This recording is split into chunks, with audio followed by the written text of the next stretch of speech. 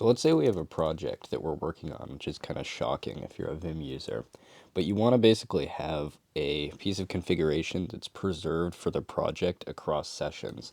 There's a great little command called make, well, mk, not make, it's technically different than that. That does something else. mkxrc. And this basically dumps all your settings and key maps to a file, and then you can reload your settings later. And then there's also this make vimrc command a few lines down, and this is pretty similar, but this is useful if you want to bring your vimrc over to a remote server, I've found. So how does it work? Basically, let's say we change something. Let's create a new key map. Let's just map J to, I guess, DGO, so delete to the top. Now if we hit J, deletes everything to the top. That's awesome. How do we save this though? We can do mk for make an xrc, and if you do bang, it'll delete any old ones. So do that, and it should have saved. Now we can edit .xrc, and you can see it actually dumped all of my configuration. I have a bunch of maps, and this is also a great way to see what maps you've got from plugins you might not know about. See, there's a bunch of them. These look like operator commands. Oh, I'm hitting K and deleting this whole file. Probably should have picked a smarter map than that, but yeah, you can see all your settings and everything there. That's kind of useful. And it would be kind of similar if I were to do, let's jump back to that lib.type and then do a like mkvimrc, and then hit that, and then I open up .nvim. I have to edit .nvimrc. You can see this, and this is pretty nice if you want to quickly convert like a basic setup to a init.vim kind of thing, so you can put it on a server. Like, this will just snatch all your basic configuration, so it's pretty handy. It's also nice, like, say that you're editing on a remote server, and there's a bunch of options you kind of, that you know you want, but you don't really know what exactly they are, so you're kind of adding them as you go. You're doing like set relative number, set no highlight search, set incremental search, and you don't want to keep going back and forth. You kind of like get the good editing experience, maybe 20 minutes in, then you do a make, dump your vimrc, move it to the location, then boom, on that server, you've got a very simple way to set up your vimrc. So that's pretty useful. There's also, I noticed recently, a command called options, which pulls up almost a GUI. I mean, it's a GUI for Vim.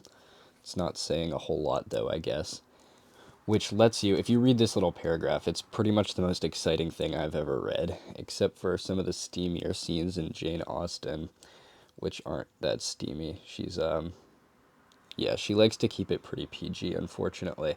But what this lets you do is move to different options and then toggle them with keys instead of using like a super arduous process where you type out like 3 letters to set something.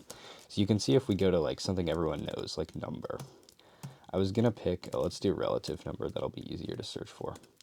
I was gonna pick like a really cool option that no one knows about, but I'm gonna eat breakfast with my grandmother in a second, and life is too short to go looking for just this absolute nonsense in the Vim configuration. So yeah, what this lets you do, if you hit enter on this, pulls up the help for it. Believe you can then close this, and then right here we've got the 2 options. So there's, oh, I keep hitting J, that's really annoying. How do I go down? I guess I can do GJ? Okay. If I hit space on this, it should, or enter on this, I don't know which window. Are you serious? Maybe it's because I deleted everything. Okay, GJ. And if we do, oh, that's tag relative. Relative number, okay. Oh, god damn it. My muscle memory keeps taking over. So, okay, if I hit enter, all right, it still doesn't know which window. I guess let's just respawn that whole options, relative, go down there.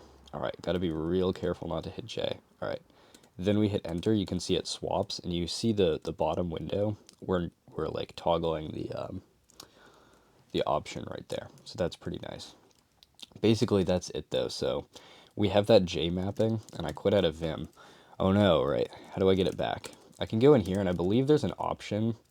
Let's go to that type file again. I believe there's an option like set xrc or xrc that like auto loads it or something.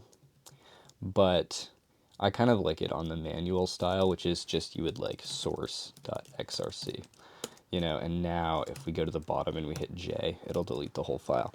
You can put any arbitrary configuration or anything in there. And you can read a bit more about this command, and it actually has a couple of other counterparts. There's one called, I think, mkview, and what this does is it basically saves like a window configuration.